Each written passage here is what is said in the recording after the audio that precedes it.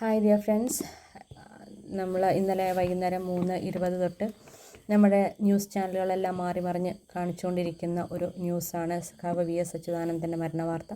അദ്ദേഹത്തിന് ഇപ്പോൾ കേരളക്കര ഒട്ടാകെ അദ്ദേഹത്തിന് അഭിവാദ്യം അർപ്പിച്ചുകൊണ്ട് അദ്ദേഹത്തിൻ്റെ അന്ത്യയാത്രയിൽ അവരും അണിചേർന്നിരിക്കുകയാണ്.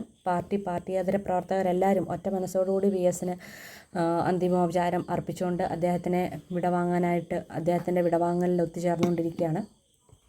അപ്പം ഇതിൻ്റെ ഇടയിലാണ് ഞാനൊരു കൗതുകകരമായിട്ടുള്ള ഒരു ന്യൂസ് കണ്ടത്. അതിൻ്റെ ഒരു ക്ലിപ്പ് ഞാനിവിടെ കൊടുക്കാം. കടന്നു വരുന്നത് വിപ്ലവ കേരളത്തിന്റെ വീരപുത്രൻ പുന്നപ്ര സമരനായകൻ കേരളത്തിന്റെ മുൻ മുഖ്യമന്ത്രി സഖാവ് പിണറായി വിജയന്റെ മരണത്തിൽ അനുശോചനം രേഖപ്പെടുത്തിക്കൊണ്ട് LDFന്റെ നേതൃത്വത്തിലുള്ള മൗനജാതിയാണ് ഈ വാഹനത്തിന് തൊട്ടു മുന്നിലായി കടന്നു വരുന്നത്. എല്ലാവരും ഈ ക്ലിപ്പ് കണ്ടു എന്ന് വിചാരിക്കുന്നു.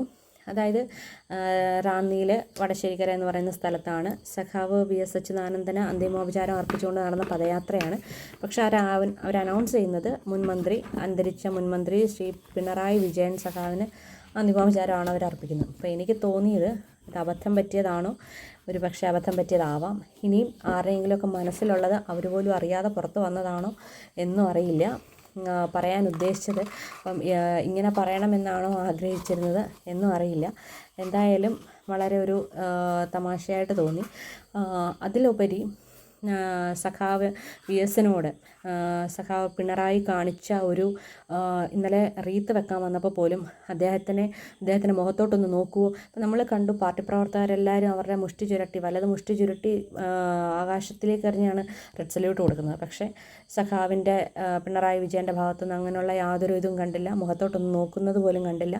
എന്തായാലും അദ്ദേഹം മരിച്ചില്ലേ, ഇനിയെങ്കിലും വാശിയും വൈരാഗ്യമൊക്കെ കളഞ്ഞ് അല്ലേ. എന്തായാലും അദ്ദേഹത്തിന് ഇത്രയും നാൾ അദ്ദേഹം എന്ന് സജീവ രാഷ്ട്രീയത്തിൽ നിന്ന് മാറി നിന്നോ അന്ന് തൊട്ട് CPMൻ്റെ അധപതനം തുടങ്ങി. CPM അന്ന് തൊട്ട് കേരളം ഭരിച്ച് നശിപ്പിക്കാൻ തുടങ്ങിയെന്നാണ് ഞാൻ മനസ്സിലാക്കുന്നത്. ഇനിയിപ്പോൾ പിണറായി ഇതെല്ലാം കണ്ടിട്ട് വന്ന് ഇപ്പം ആ ഒരു തിരക്കിലൊക്കെ നടക്കുന്നതാണ്. പിണറായിക്ക് ഇതൊന്നും ശ്രദ്ധിക്കാനുള്ള സമയമില്ല. അതുകൊണ്ട് ഇനിയിപ്പോൾ അദ്ദേഹം അനൗൺസ്മെൻറ്റ് ചെയ്ത് അനൗൺസറെ അറസ്റ്റ് ചെയ്യും. പിന്നെ മൈക്ക് യൂസ് ചെയ്ത് ഏത് മൈക്കാണോ ഉപയോഗിച്ചിരുന്നത് ആ സമയത്തെ മൈക്ക് അറസ്റ്റ് ചെയ്യാനുള്ള സാധ്യതയുണ്ട്. എന്തായാലും പങ്കെടുത്തവരെല്ലാവരും ഒന്ന് കരുതിയിരിക്കുന്നത് നന്നായിരിക്കുമെന്നാണ് എനിക്ക് തോന്നുന്നത്.